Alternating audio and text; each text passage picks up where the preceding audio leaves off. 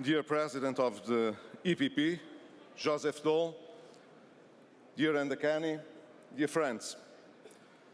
This Congress, as previous speakers have mentioned, takes place at a very important moment in our collective lives.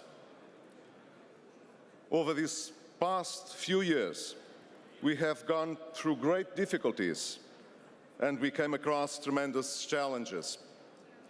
The European Union as a whole had to face the most serious institutional, economic and financial crisis since the fall of the Berlin Wall.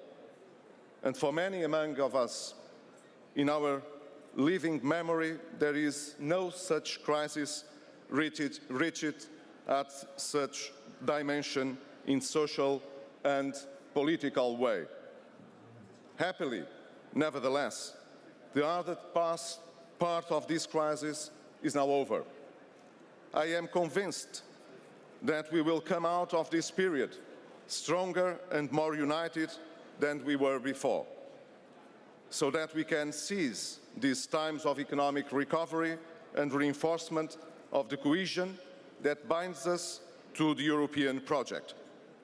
And yet, for that very same reason, it is important to recall that this result did not happen by chance or through the plain passage of time. Firstly, we should underline that we overcome the most acute difficulties because our peoples demonstrated that they could withstand great sacrifices.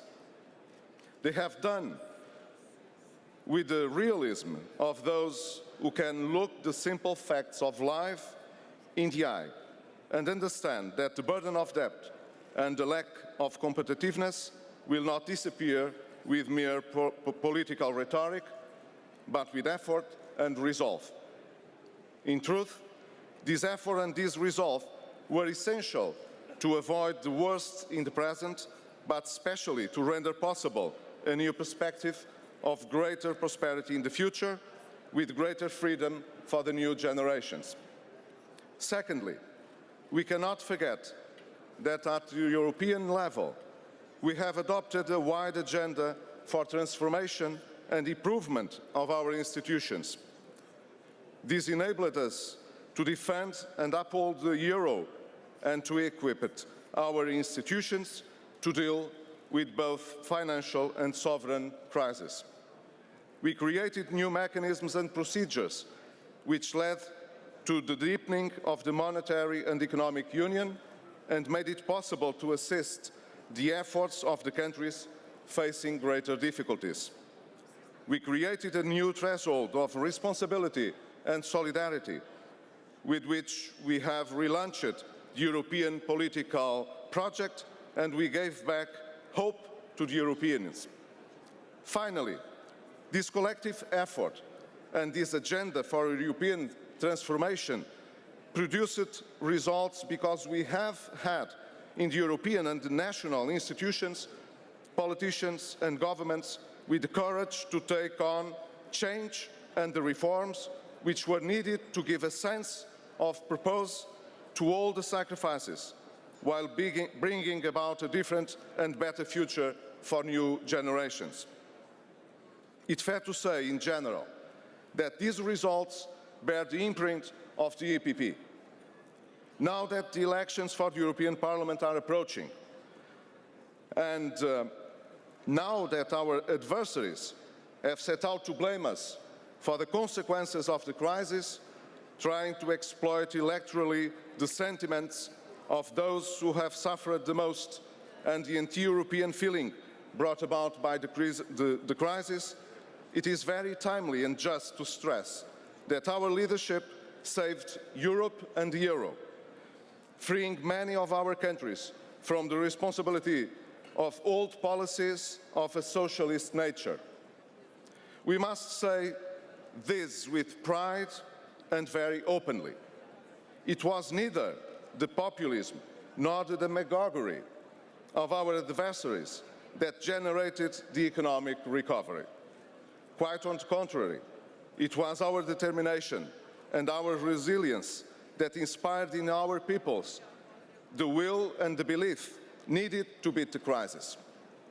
We are well aware that the road of recovery and economic growth still requires time.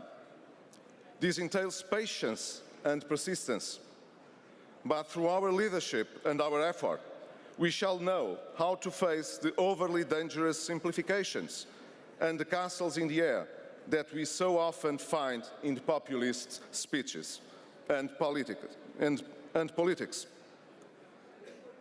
With our leadership, we all will be able to demonstrate that it's possible to maintain a course of budgetary discipline and fiscal responsibility, while at the same time sowing the seeds of structural change and the basis for the sustainable growth that will create better jobs and more income. We have until today adopted the more realistic choices, the choices that strike at the root of our problems and do not overlook difficulties.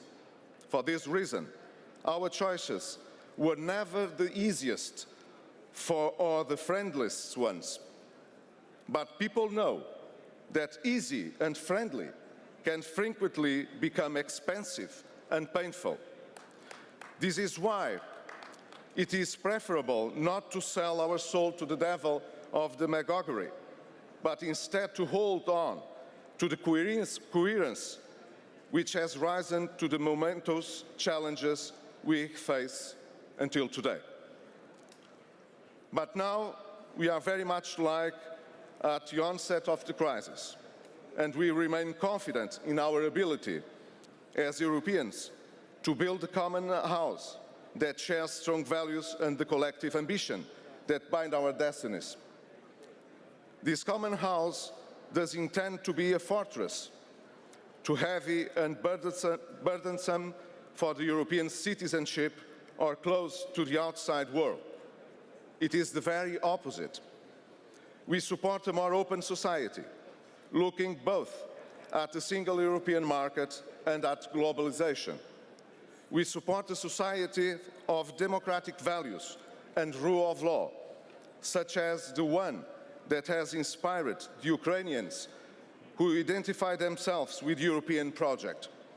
This is the common house for which we have fought and in which we continue to believe.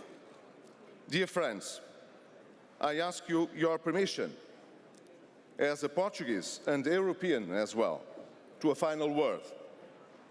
It is a word of gratitude and recognition because on the José Manuel Durão Barroso role and work at the European Commission.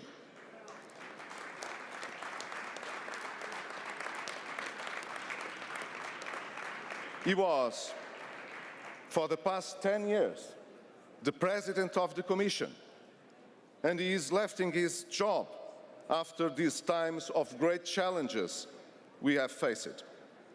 I am sure that his character was essential to the reinforcing of our European institutions and to this new era that we are entering. I know you are no more candidate for the next Commission, but I'm sure, José Manuel Durão Barroso, that your knowledge will be very useful for us all in the near future in our European institutions. Thank you very much.